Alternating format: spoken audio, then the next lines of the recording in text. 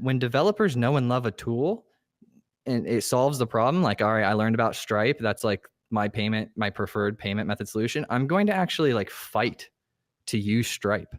Like I'm going to push back on, like, I'm going to suggest it to my clients if they want to use something else, and I'm going to sell them on the benefits of using Stripe because I want to use Stripe, right? And it was at that moment when we were having that conversation that I realized that developers influence business decisions based on the tools that they know and love. And so if you're a company and you've got a tool, you need to put out content and engage the community so that your tool becomes something many developers know and love. So when the opportunity arises, they'll integrate it. Oh, absolutely. I mean, we've seen this so many times, and I think this is why the whole developer relations concept is, continuing to grow and continuing to be popular, because that just seems to happen. Whether it's, it can be on really, really big things as well. Stripe is obviously quite a big deal, but if you look at even bigger things like Amazon Web Services, the way that they constantly, offering things to developers, and they have that whole free tier thing. I'm sure that's had a massive effect and a massive like level of growth.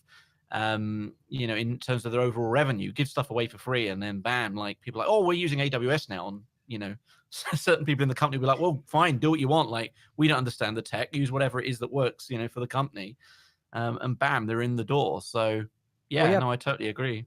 Yeah, because Peter, when I can sit at home and on my side project just boot up a quick AWS instead of get some free credit, well, all of a sudden I just learned how to use AWS. Right. Yeah. So now when the option presents itself at work, and it's obviously your product has to be good and not suck. That's an important attribute to the whole system working. But after you have a good product, then you have to go continuously tell the world about it.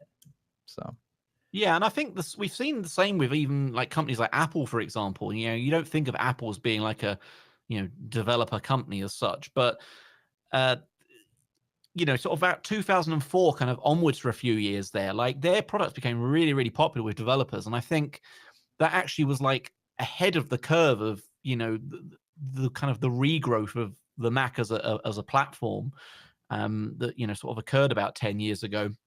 And I think developers were actually a key part of that. People may disagree, maybe there is some data out there that disproves my thinking on this, but I'm just sure that initial growth really made a difference. We got to this point, like, several years back, where like you would go to a developer conference and there would just be a sea of like illuminated Apple logos everywhere.